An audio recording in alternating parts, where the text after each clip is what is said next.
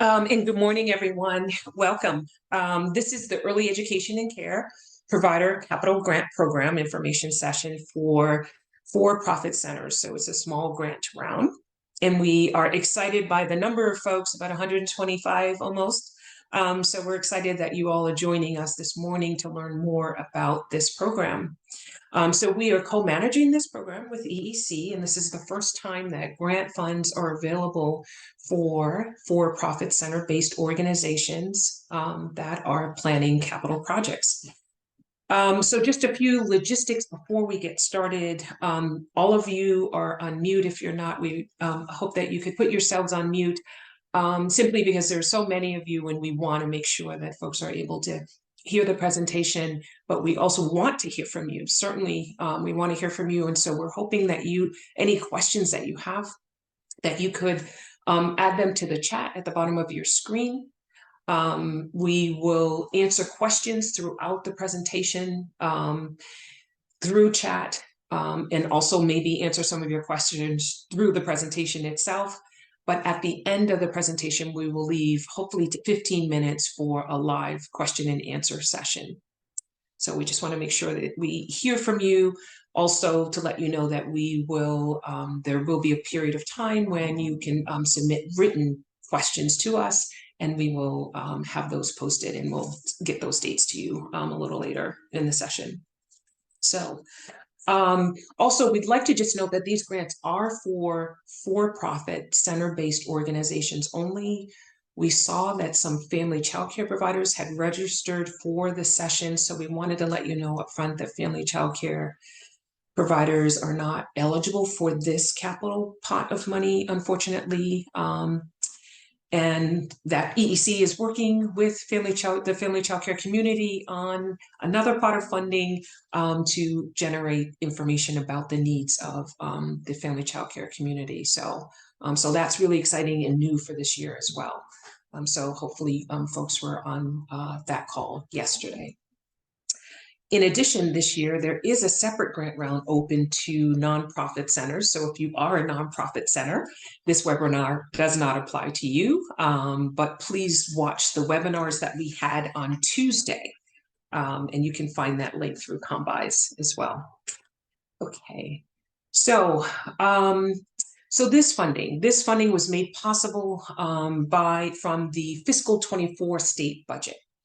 It includes $15 million for capital improvements for early education and care and out-of-school time programs. Of the $15 million, $7.5 million has been allocated to for-profit center-based programs that are planning to develop or renovate their spaces. One of the requirements is that 50% of the slots that you serve are for families that are low income and eligible for public subsidy. The remaining $7.5 million of that $15 million will be allocated to family childcare. And as I mentioned, EEC is working through that now. So in terms of the agenda, next slide, please. We will discuss the application and grant conditions this morning, and I should note there is another session this evening at 6:30 p.m. But both sessions, we will talk about the application and grant conditions. We'll talk about the timeline, and just answer any questions that you have, as many as we can in that 15-minute period at the very end of the session. Here today with me is Kira Wilkie with the Children's Investment Fund and Jose Mendez, who is with EEC. Okay, so in terms of, next slide, please, how the funds will be distributed. EEC is co-administering this program with CDAC, which is the Community Economic Development Assistance Corporation, and the Children's Investment Fund. We are an organization that provides technical assistance, financing, and training to early ed and out-of-school time facilities across the state. And we've been doing that work for about 32 years now. So we're really excited that this year we have an opportunity to work with for-profit center-based organizations providing small grants between $200,000 to $500,000. And so to be eligible in terms of your facility being eligible to apply for this funding, eligible facilities are those that comply with federal, state, and local statutes with licensing, regulations, building code issues in your municipality. It may be in, also, complying with the Americans with Disabilities Act and some other issues, other requirements. And most importantly, organizations must serve at least 50% low-income families at the time that you submit your application. The application is due on January 23rd. Okay. In terms of eligible applicants, next slide, please. To be an eligible applicant, you must have a license, currently have a license in good standing with EEC. And as I mentioned, you must serve 50% low-income families at the time you submit your application. You must also provide licensed group care to school age and early ed programming. Entities that are not eligible for this funding, again, are family child care providers, municipalities, public schools, universities, colleges. They would not be considered eligible for this funding. And one other note is that individuals that work for your organization cannot profit in any way from this funding.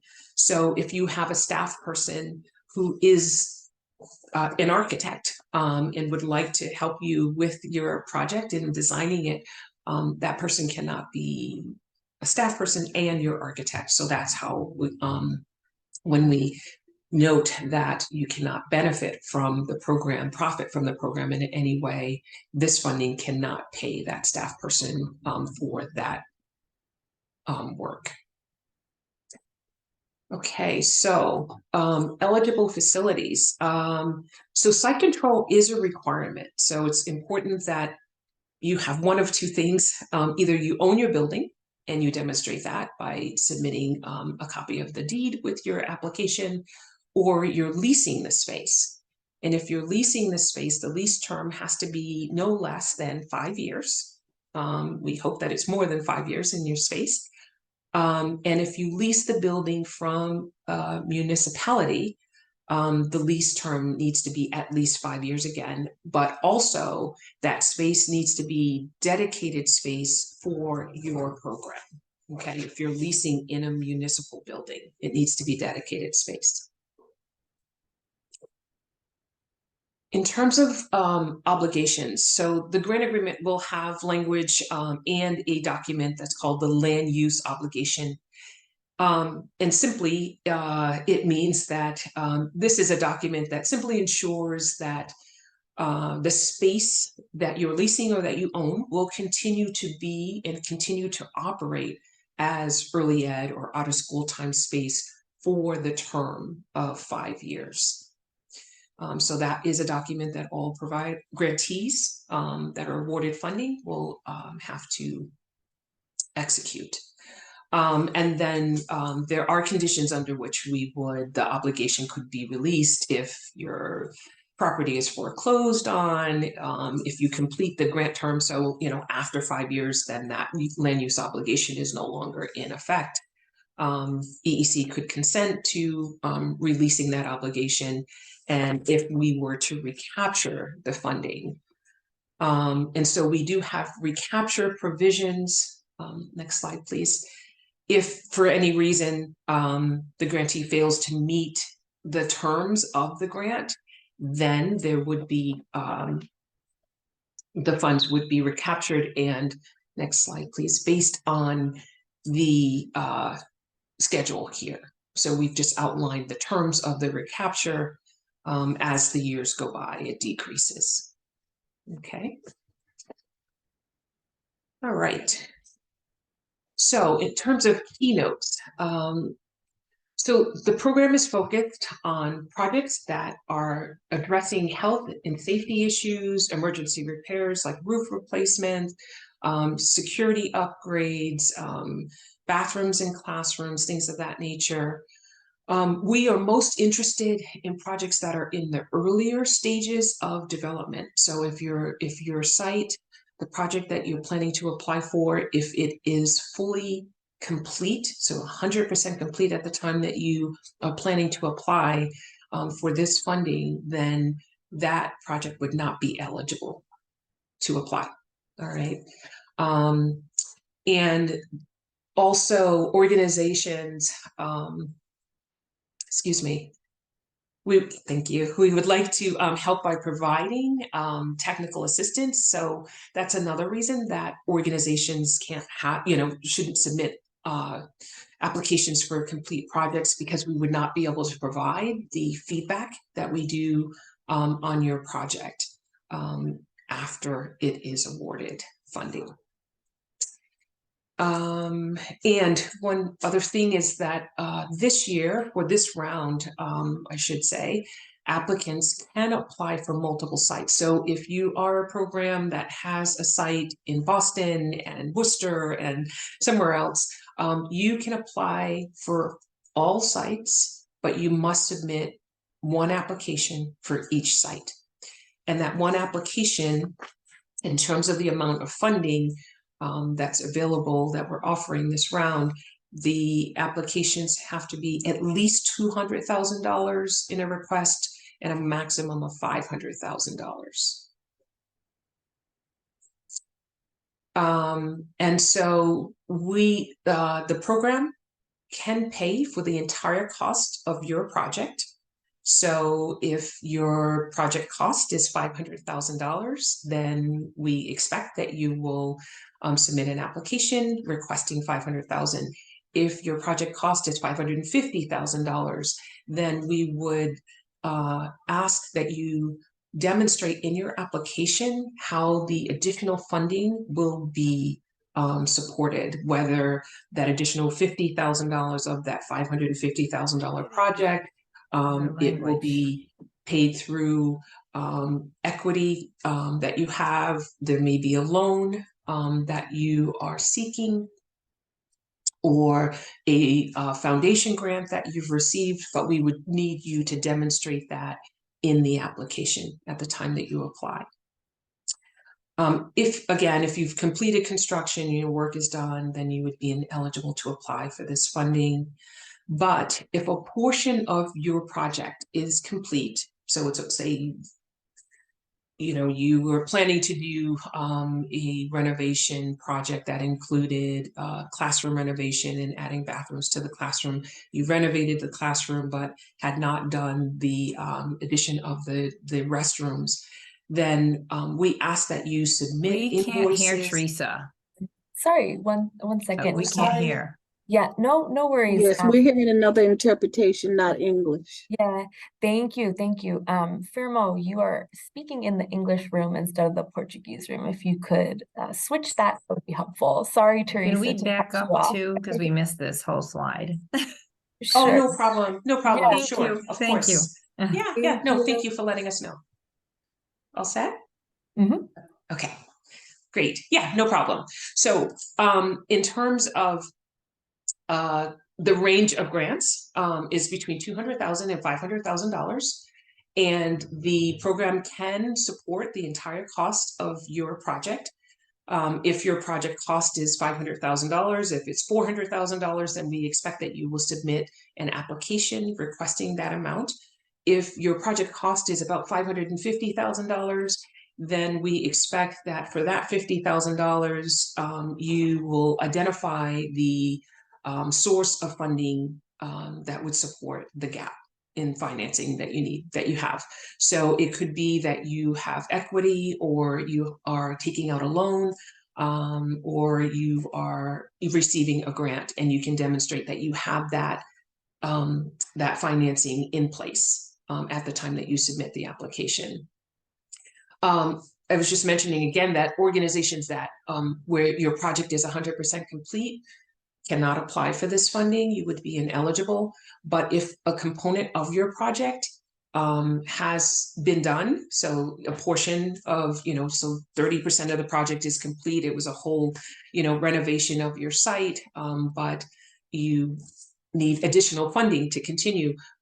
Then we ask that you send us with your application evidence of the work that has been done, when it was complete, attaching invoices in as much detail as possible.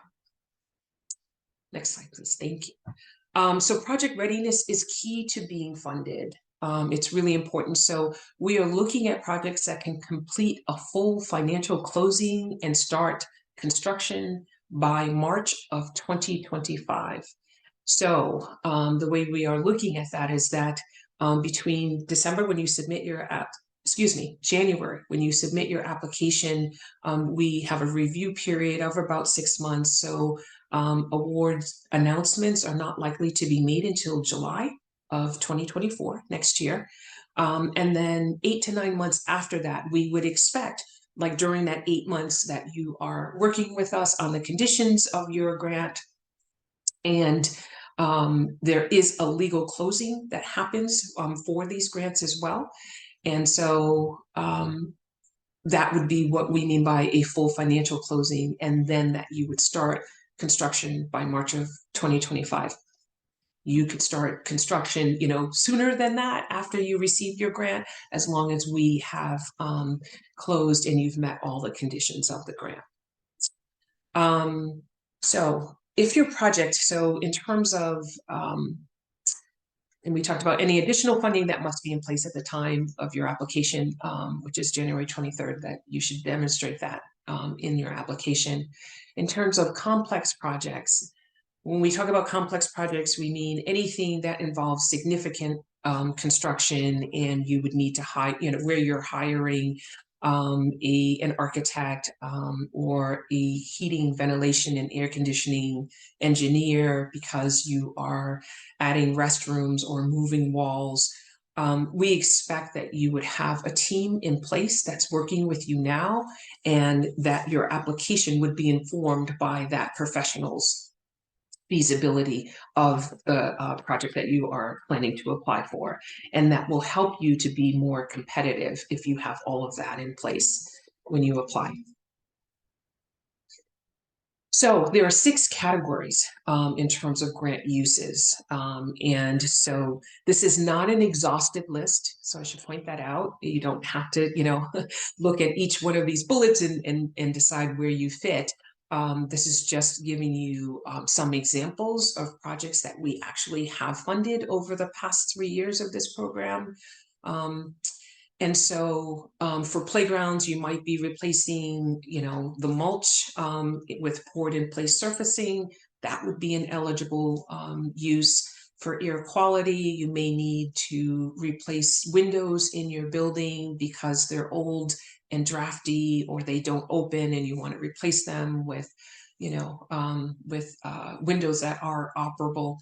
In terms of reconfiguration of indoor space, it may be that you're installing bathrooms or sinks in the classroom. For category 4, there may be emergency repairs that you're looking at, and that could be water damage from a roof that's leaking, that's causing lots of problems in your space, mold, which also causes respiratory issues for children and staff. So you may need to replace your roof, and that would be an eligible use as well.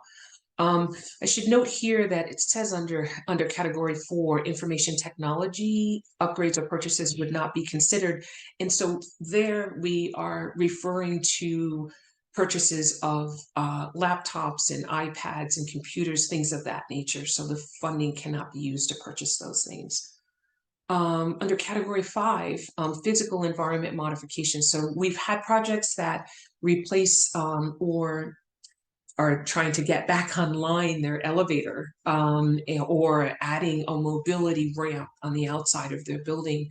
And all of those 2 would be to support inclusion of children or adults with special needs. So, and then the last category is category 6, which is tied to that information technology, where we're saying, so this is a new category for us this year. So these would be security enhancements to respond to any threatening situations or just security in your building. You might want to create a separate entry for the child care program, and you need to set up a security pad and give key fobs to the staff and anyone else that might be utilizing the building, or that you want to utilize that particular entryway. So those are the types of things that you can apply for.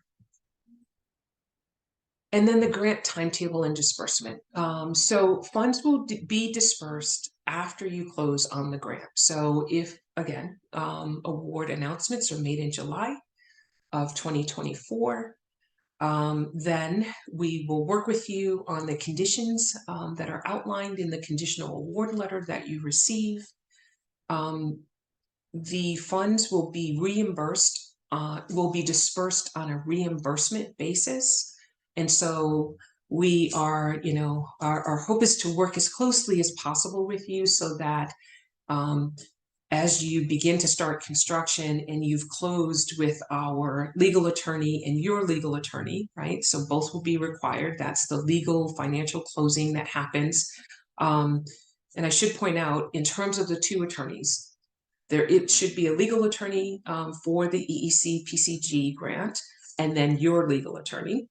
The costs for both of those attorneys, our costs have ranged between $4,000 to $5,000 to close on these loans. Grants. That cost can be included in your project budget. Okay.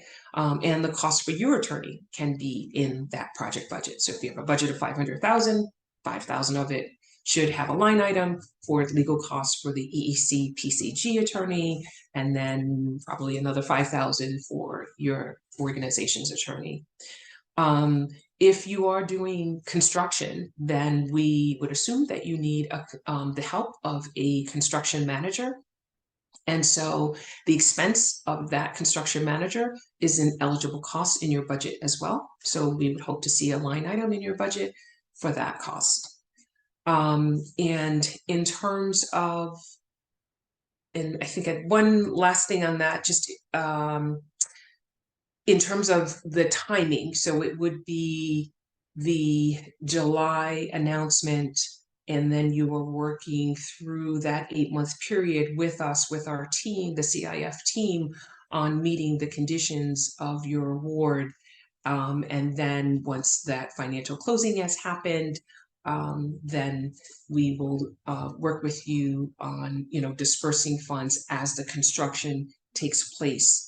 And so that is, again, on a reimbursement basis. So we don't, submit, you can't submit all your invoices at one time up front and get all of the funding unless the work has been done. But if the construction is ongoing, we reimburse as the construction is ongoing, which does mean that you may need to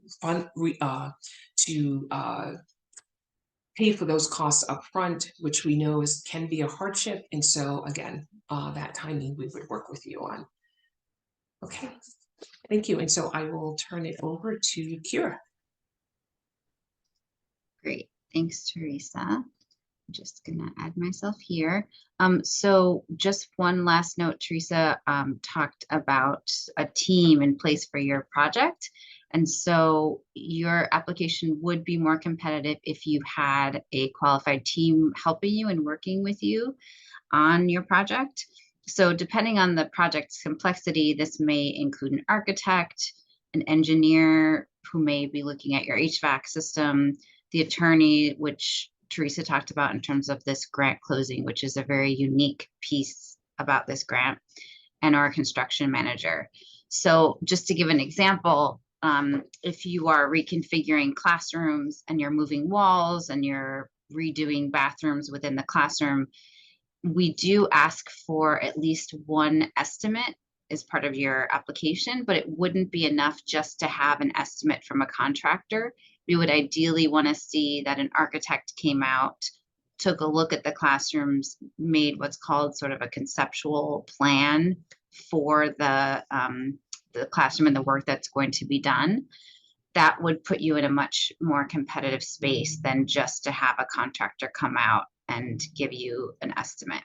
So we're happy to talk more with you. We are going to make sure that we have our emails here in the chat later. You know, if you have any questions about your specific project and what kind of team that you might want to have in place.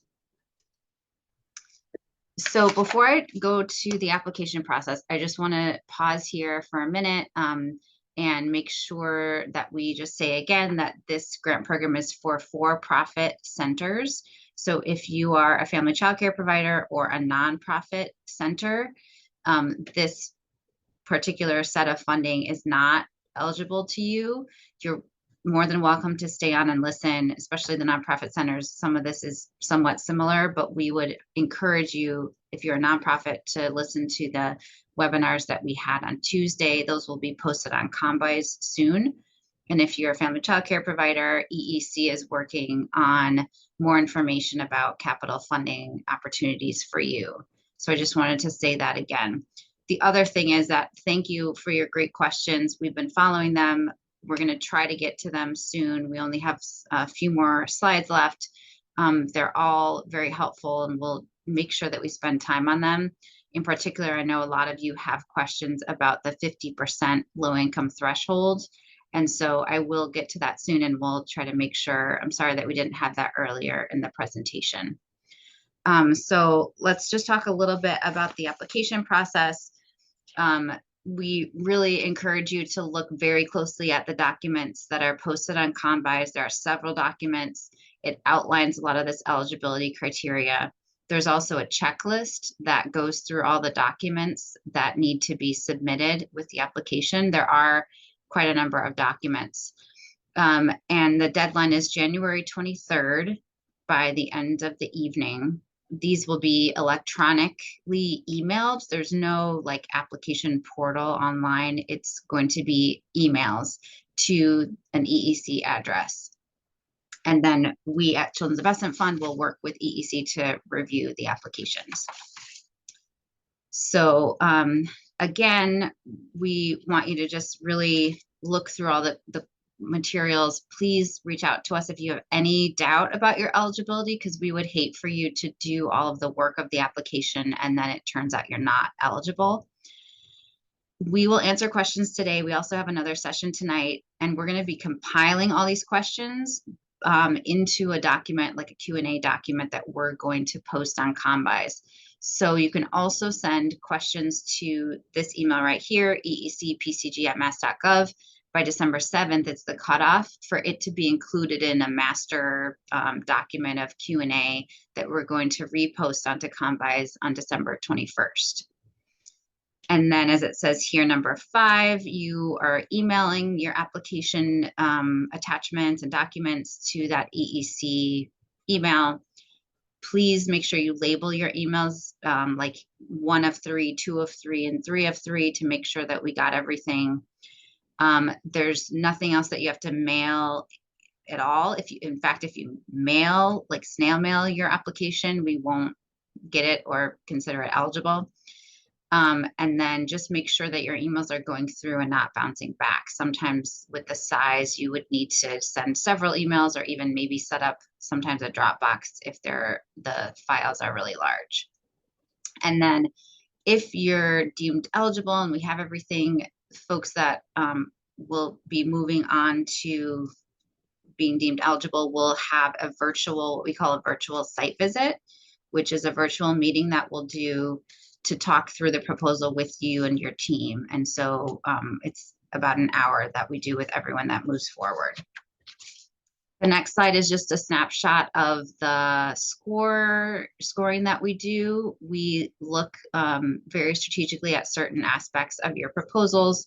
So just to give you a sense, the first category is pertains to all the documentation that you give us. We ask for photos, description of your project, and then also kind of the information that you share with us during the virtual site visit. In terms of readiness and feasibility, it's really readiness to start construction by March 2025, which is the target date. In terms of financial stability, we do ask for a uniform financial report, an audit, or your tax returns. And we do look at those. We know that childcare is not always very profitable, so we're not necessarily looking for huge surpluses, but we would note if there's any major challenges that maybe auditors have pointed out or things like that. And then for the social vulnerability index, you may be familiar with this with C3. It's basically based on your geographic, the site address of the site that you're proposing to do the work in. So you would get points based on what the SVI category for that project site address is. And then there are several preferences, which we'll look at briefly on the next slide. So these are things that you would get extra points for in our review if you're located in Central Mass or the Cape. If you have not the 50%, but 80% of your enrollment is for low income families receiving public subsidy. And again, we're going to talk about this very soon. I know there are a lot of questions about that. If you serve one or more of EEC's priority populations, you would get extra points. If you are a small agency as defined by the SBA, there's sort of a tier for this. So you would get more points if your organizational budget is less than 5 million. And then you would get some points, but less points if your organizational budget is 10 million or 15 million. If you are looking at accessibility, you would get extra points if you're located in a gateway city. If you, for the next one, number 7, if you are soliciting a business certified by the state's Supplier Diversity Office, you would get extra points. This is an online directory that we can make sure we have in the Q&A document, or you can just Google that SDO name. And it's basically a list of diverse vendors, so minority business enterprises, women-owned businesses, many categories. And so if you have someone give you a quote or work on your team that's listed in this directory, you would get extra points. And then, as I mentioned, the SVI, Social Vulnerability Index, is a separate score that we look at. All right, so the overall timeline again is you can keep submitting questions until December 7th if you want them included in the large Q&A. We'll post the Q&A on December 21st. The deadline is January 23rd.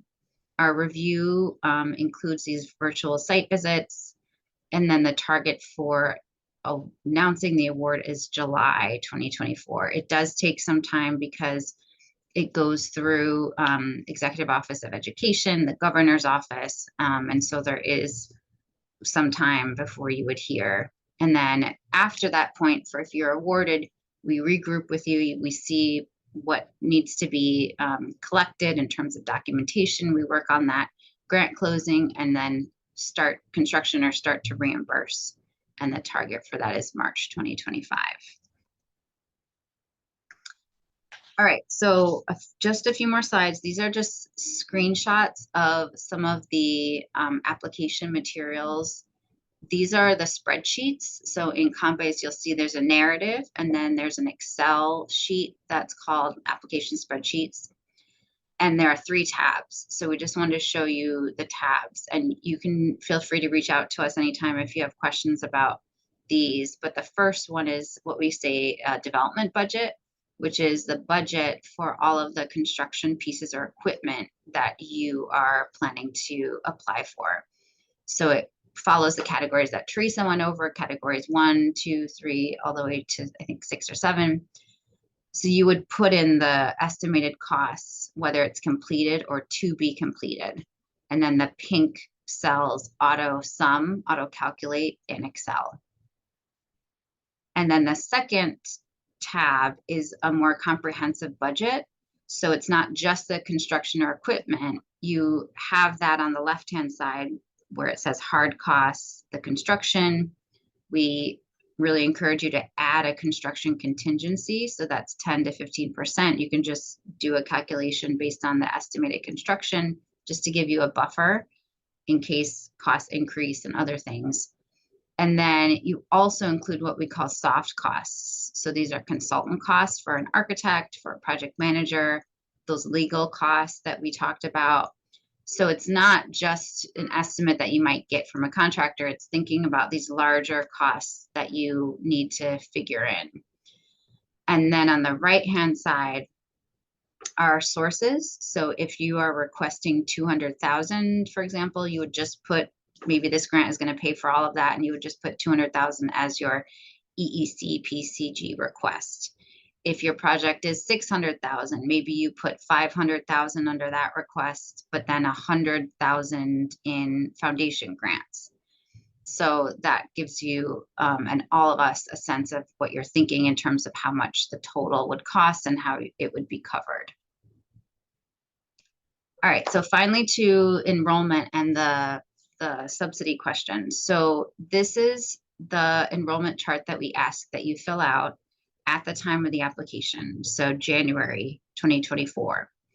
And so you have your license capacity on the first line, and that's EEC license capacity.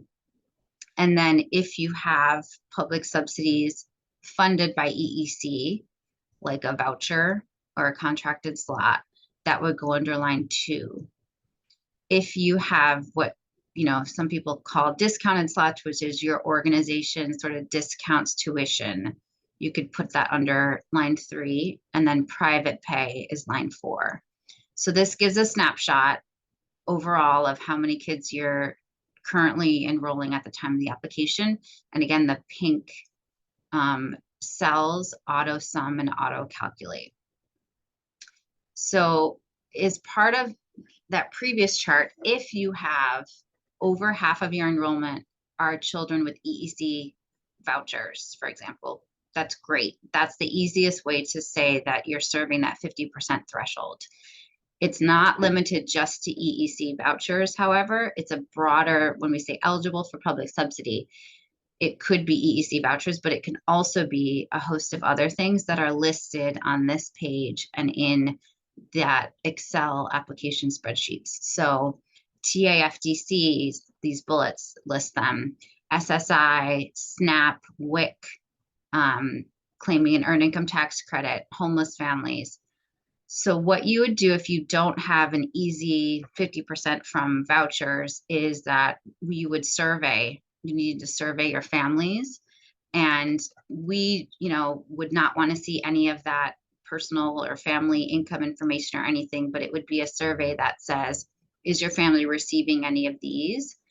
We don't even need to see the survey results, but you would report in the application that yes, I serve, half of our enrollment are families that are eligible for a public subsidy, which could include any of these and or EEC financial assistance. So I hope that's clear. We're happy to talk more about it soon at the live Q&A.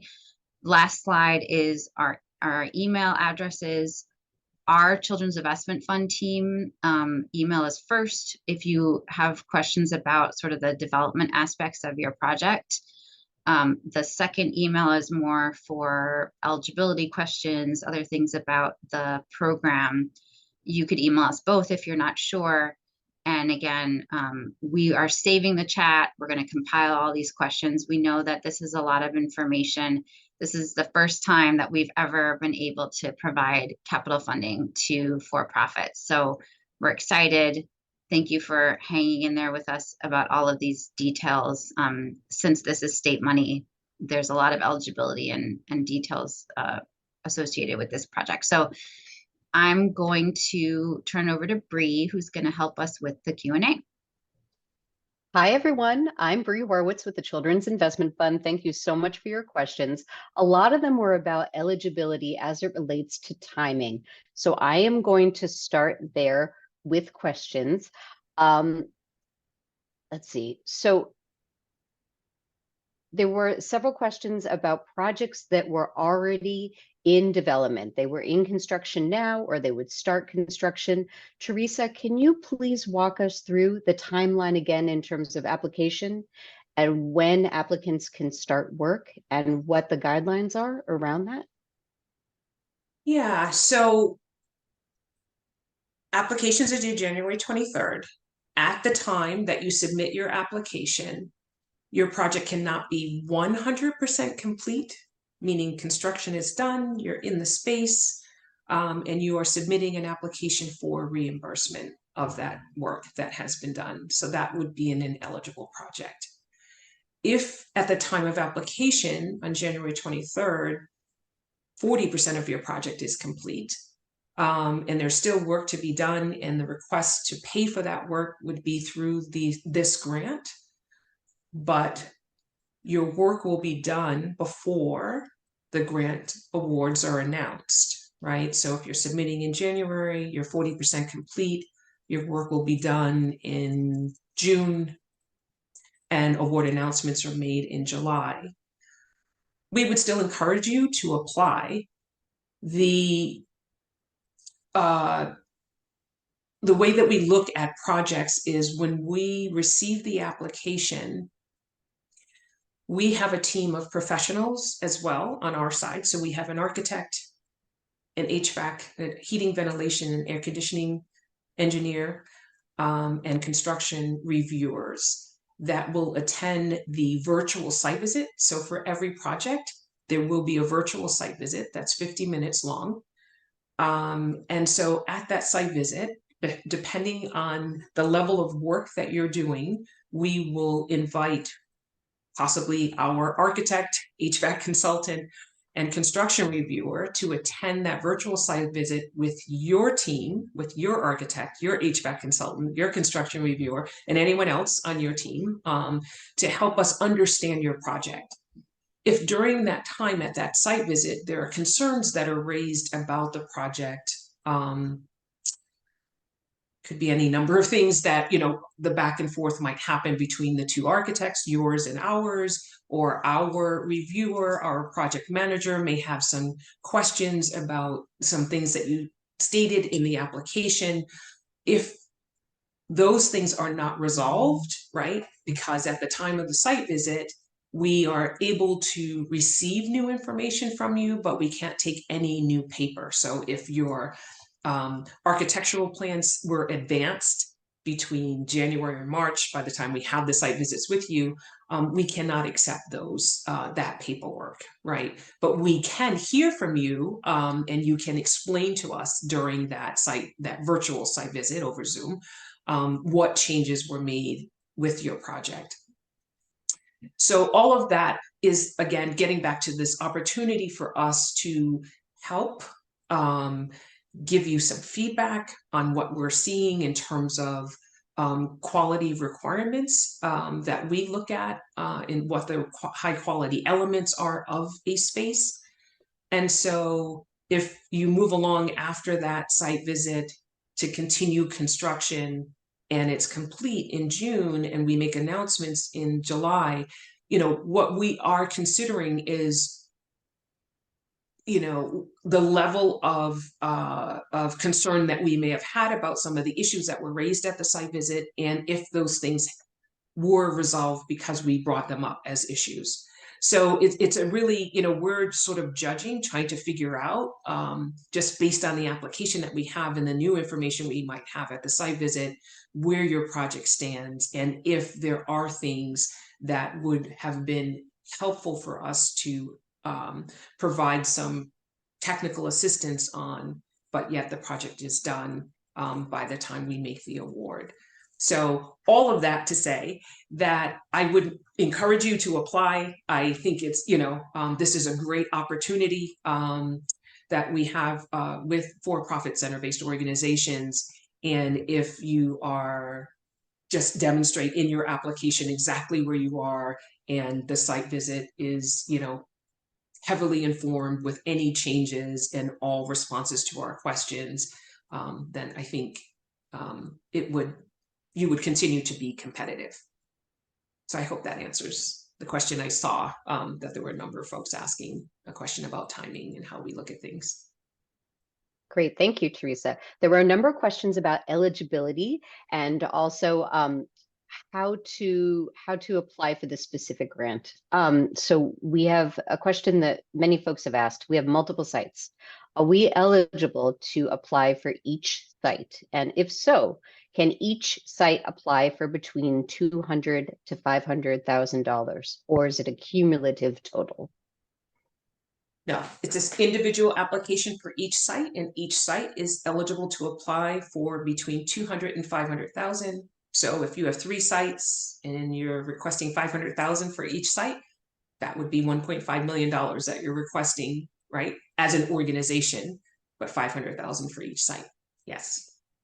And what is the minimum project cost in order to apply, Kira? So the minimum would have to be the 200,000.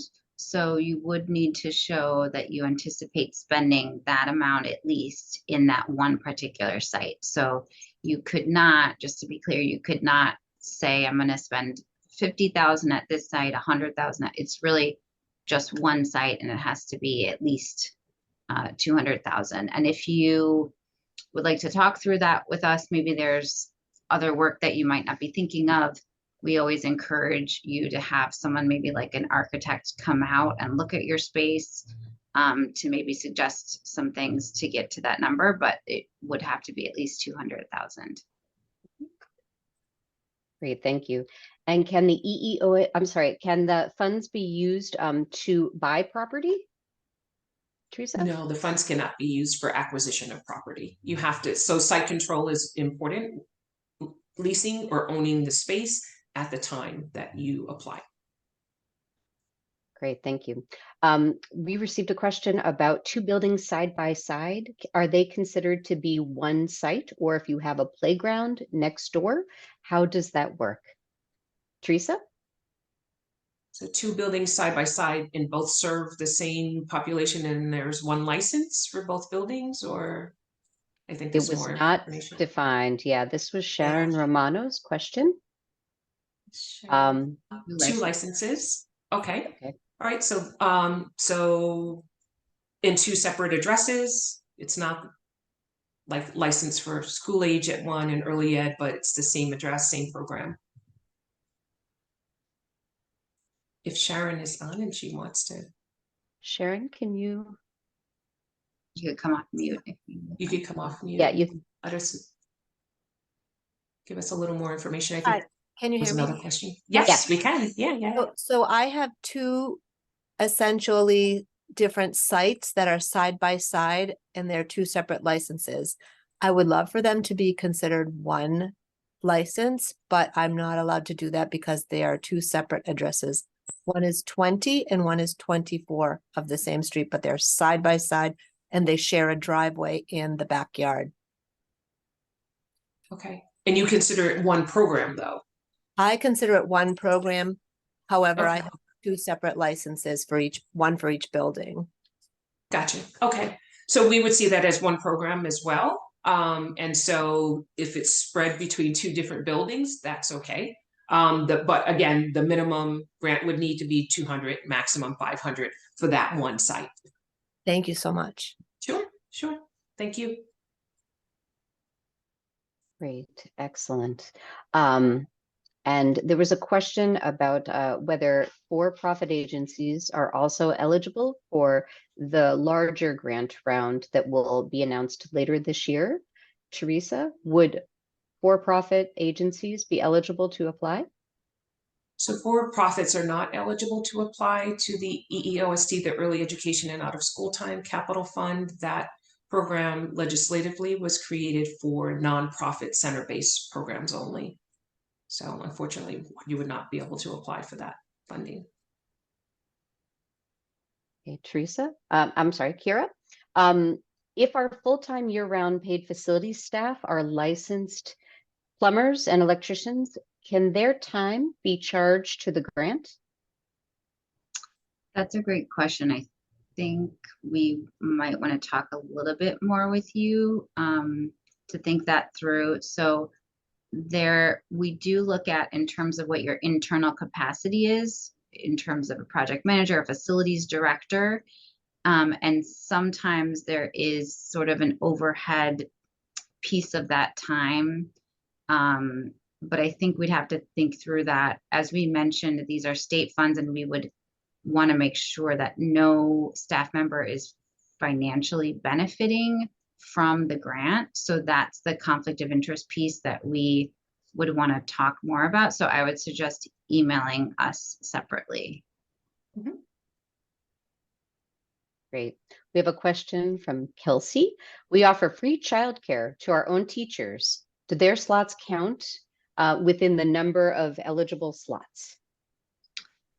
That's a good question. It is not listed specifically in that chart of the other public subsidies, I don't believe.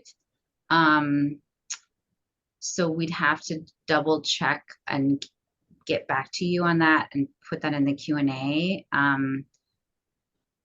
Ideally, hopefully, maybe those teachers' family might also be getting another public subsidy, and then that would be clearer. But it's a good point that we don't have that explicitly in there.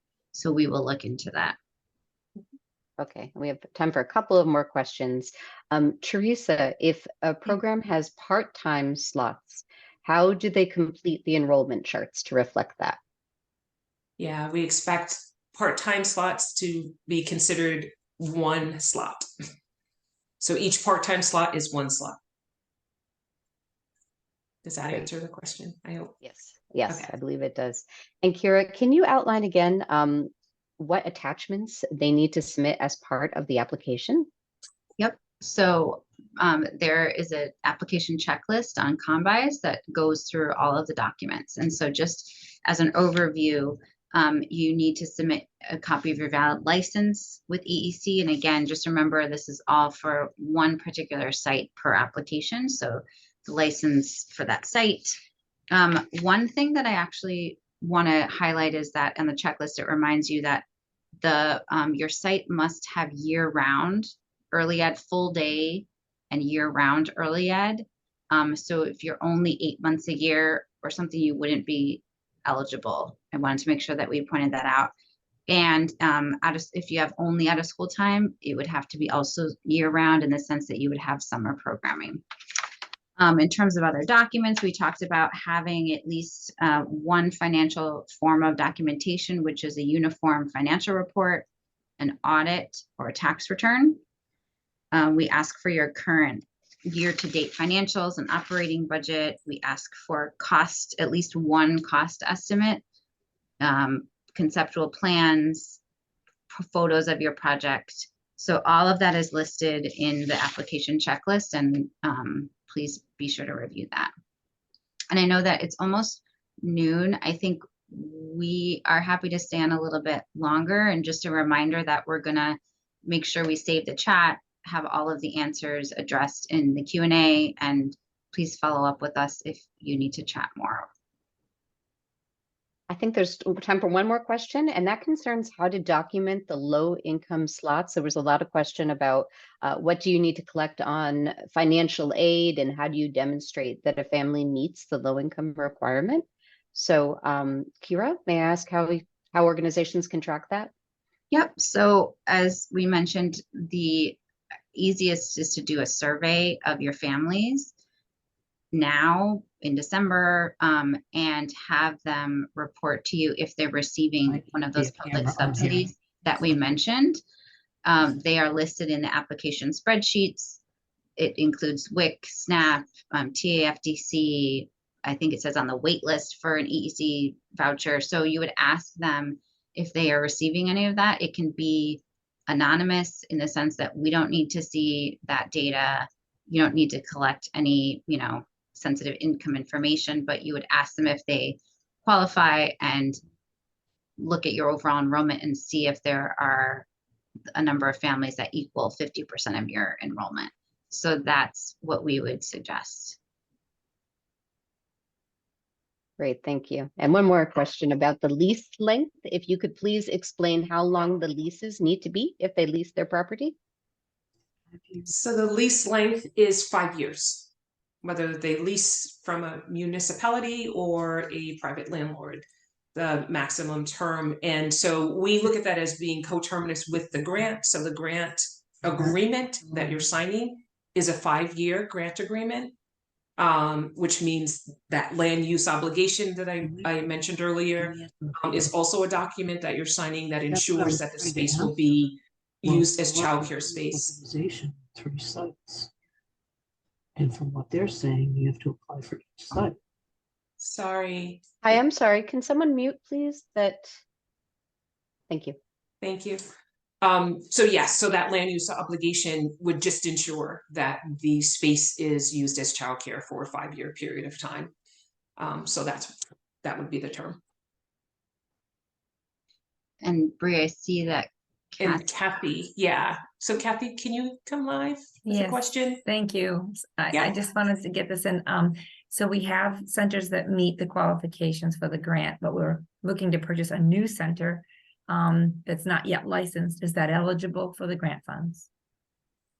that would be eligible as long as you're currently a center-based provider with, EEC good standing and EEC licenses for your other sites. We would support you applying for that new site, not to purchase it, but to renovate or do work on that site. Thank you so much. That makes a big difference for us. Thank you. Great. Okay. We are at the 12 o'clock hour. So thank you all for participating today. We hope to see applications from you by January 23rd. Again, if you have any additional questions, technical questions, like Kathy's question and others, please email us directly those questions and any questions related to the EEOST application specifically. If you can send those questions to the the EEC PCG address, and then we will answer those questions in written form. And I'm sorry that I don't have the date off the top of my head, but in the next few weeks, those will be posted before the holidays. We hope to have those posted so that you have a good few weeks to review the answers to those questions as you're preparing your applications. So thank you all for joining. Have a good day. Thank you.